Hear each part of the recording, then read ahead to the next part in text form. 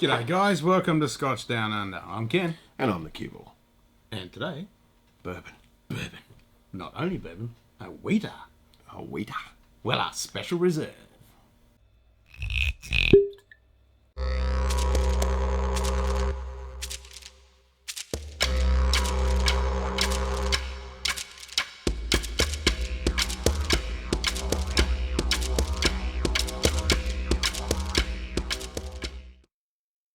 Well, a special reserve. We're lucky because this is a Buffalo Trace and we get completely bastardised with Buffalo Trace products in Australia. Except for the Wellers. It's meant to be 90 proof and we get it at 90 proof. So we're pretty lucky in that regard. Yeah. Yeah. Yeah. And like most of the Buffalo Trace products here in Australia, reasonably easy to get. Yeah, unlike what's happening in the States right now, even the special reserve's getting a bit hard to get. Yeah. And some of the other Wellers, because, you know, you've got the 12 and you've got the CYBP and the Antique and then the Store Picks and then there's a bunch of others. They're getting really hard to get and the Weller 12 is pretty damn expensive. But this one's not too bad and, as you said, actually accessible. You can actually get it. So being Buffalo Trace, it's supposedly the oldest running distillery in inception. Well, they claim to be, but there actually isn't. There is apparently record of distilling on the site. I think it's around 1770 or something like that. But the first distillery wasn't actually built until the early 1800s, 1815, 1912, something like that. I think it was. Yeah, 1812. There we go. Yeah. First distillery constructed by Harrison Blanton. Yes, and Blanton, and then there's an E.H. Taylor name in there. And the distillery was bought in 1870 by E.H. Taylor, who sold it 8 years later to George T. Stagg. The coolest thing that I read up on, we were talking about earlier, is that in 1886 Stagg installed steam heating in the warehouse. So they're the first climate-controlled warehouse for aging whiskey in the US. Yeah, it's since been purchased by Sazerac. Sazerac, yeah. So it's owned by Sazerac, and what do we say? Yeah, 10 million litres a year. And of course, yeah, Buffalo Trace, Colonel E.H. Taylor, Eagle Rare, George T. Stagg, Old Taylor, Sazerac, Weller. But you said Buffalo Trace, the name of Buffalo Trace is only recent, like 1999. 99, yeah. So they started bottling under the name of Buffalo Trace, but it is all made at the Buffalo Trace Distillery, as it is now known. Yeah. William Weller was born in Kentucky in the year 1825. After brewing with the Louisiana Brigade in the 1840s, Weller returned to the Louisiana to open his wholesale liquor business. He's reported to have used the slogan honest whiskey and an honest price. His wheated recipe bourbon had a softer, smoother taste that became a very popular Pappy Van Winkle. Eventually merged Weller's namesake company with APH Sitzler, this company to form the Sitzler Weller Distillery. This delicate bourbon with hints of, although we won't read the rest of that. America! In case you can't tell, it was a bit of a last-minute decision to record this episode. Hence why we just notes off the phone and off the bottle. Yeah, because we're not too au fait with the history of American whiskies, but we do like them. We do like them, yes. Yes. Yes. It's a stylish bottle shape. I like it. I like it, and the gold on the green really stands out. It is reminiscent of a, I think we've discussed with a couple other products before, of a medicinal vial that you would break the top off and things. And well, during Prohibition, these guys were still going for medicinal purposes. They were still distilling during Prohibition, making whiskey for medicinal purposes. So this is medicine. Don't tell anyone, let you tell otherwise. And even the cap is like it's a screw cap, but it's still got that nice green with the gold on it, and it's nicely embossed on there as well. It is. That Weller pops out nicely. And let's face it, the green background with the gold print, it stands out nicely, and it's got an element of class to it. Yeah, truly. And it definitely pops on the shelf. And I like that. Yeah, like you say, the shape is quite nice. Yeah, I like it. Because some of the bourbons can be so tall, slender bottles, and they're really hard to fit on your shelf. And they're iconic and unique, but I like this kind of style and shape. I mean, I think it's safe to say that with bourbons in general, there's some of the more quirkier bottle shapes. There is a very, very varied mixed range of bottles and shapes and sizes. Oh, I get to pour my own today. Yeah, there's a huge mixture of different shapes and sizes, indeed. So your whiskey shelf never looks boring, that's for sure. Yeah, no, wow.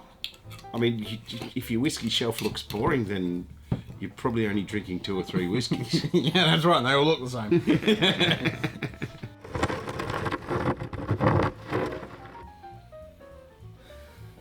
I get some apples.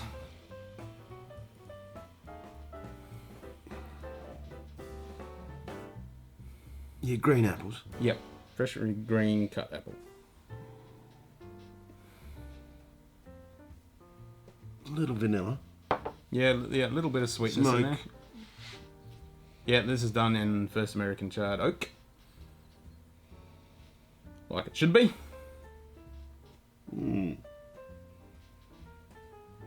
But it's a fairly typical bourbon nose. Yeah, but it's not There's some super richness. It's not super sherry sweet bourbon nose. No. Being a wetter, it's definitely got a bit more more hay kind of note in there as well. Yeah. Not really getting much of that soft cherry note that you get from corn bourbons. No. But yeah, there's still a little bit of it's not really caramel, not really honey. It's sort of candy, sugary. It's candied toffee apple. Toffee apple. Candy apple. Yep. Yeah. Yeah, it's fresh Yeah. toffee apple. Yeah, it's a fresh toffee apple. I can fucking... Definitely. Yep. Toffee apple. Fucking squeaky Yeah, I chair. know. It's a fucking squeaky chair.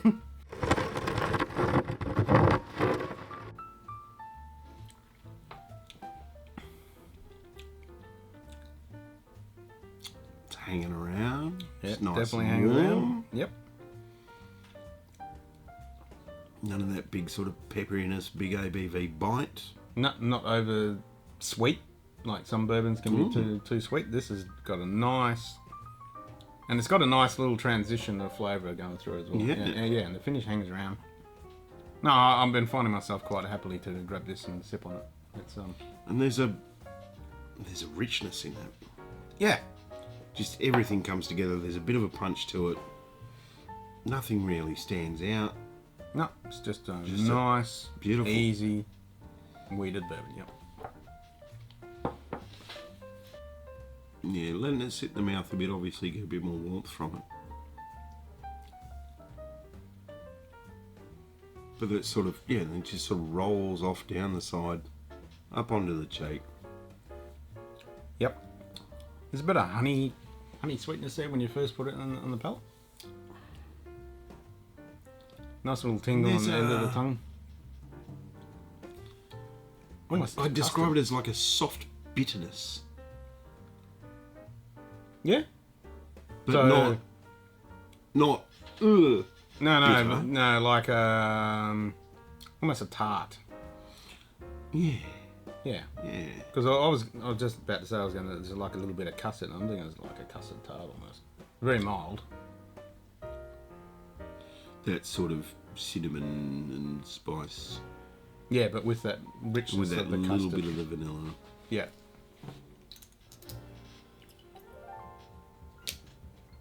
It's good finishing. I like it. Hangs around. Let's add a bit of dash of water. It does linger really, really well. Yeah.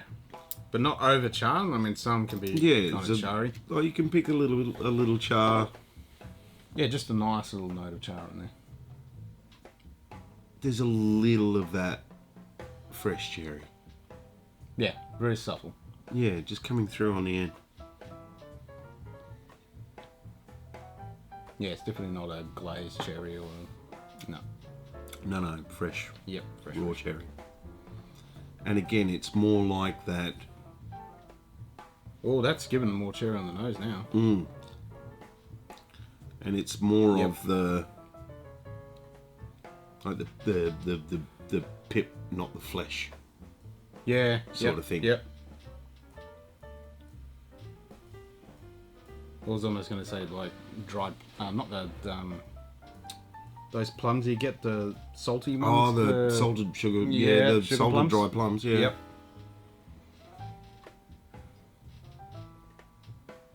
Getting more hay and more cherry and hay on the nose.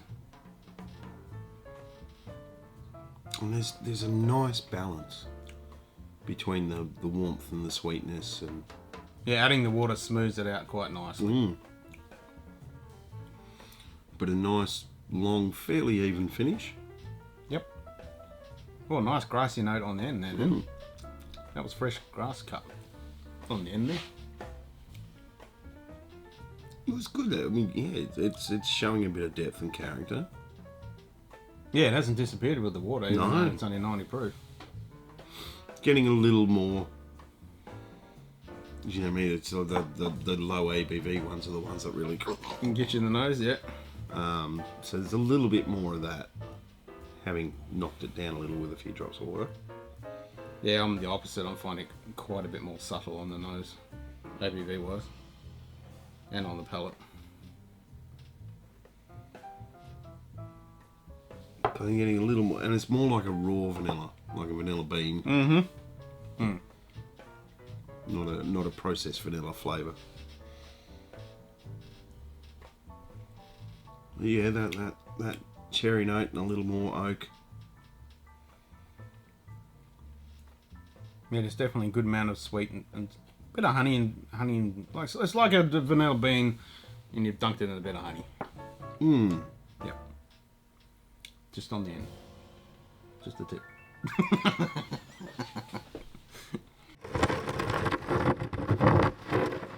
So, for us Australian brethren, how much dollary dues do we pay for this little one on the shelf? It's Considering the Weller 12 is $250 or $280 or something like that. Stupid. well, this is where they get you, I know, right?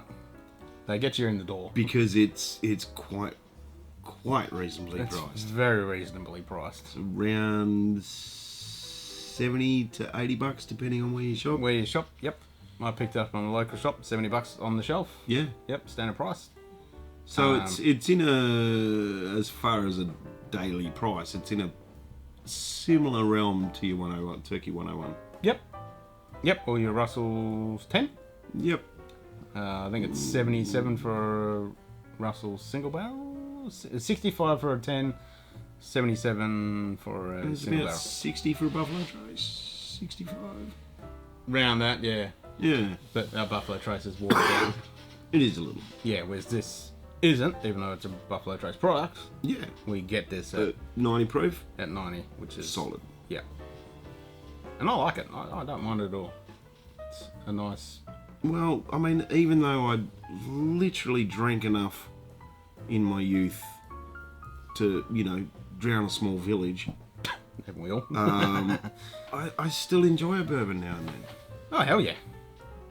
I mean, yeah, How we can got... you not? Yeah, well, that's right. I mean, we certainly got maggoted on Jack Daniels and Jim Beam and Wild Turkey back in the days. God, Cougar, And Real Cougar, McCoy, yeah, and all just that nasty shit. whatever's fucking cheap. Cheap and nasty. It was definitely cheap and nasty. And generally pre-mixed in a can. Or with a big bottle of Coke. Well, yeah, you'd buy 2 litres of Coke and a bottle of bourbon, and you'd literally have a big mouthful of Coke and then put some bourbon in there and have a couple more mouthfuls and put some more bourbon in and just keep going. Yep. But this one is definitely not one to be chugging. I like this. No, it's a very, very enjoyable little sipper. And I've only had this for a short amount of time, and it's getting whittled around quite Well, rapidly. you've got it down below the shoulder. Yep, made sure we get a good expression of it, not So- getting a tight neck pull. I That's didn't right. have to battle the neck pour. No, that's right. All right, so out of 10.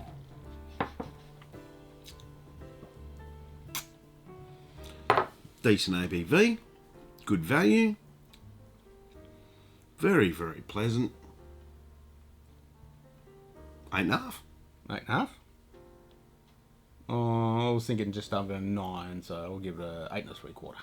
Right then. Yeah, I like it. Yeah.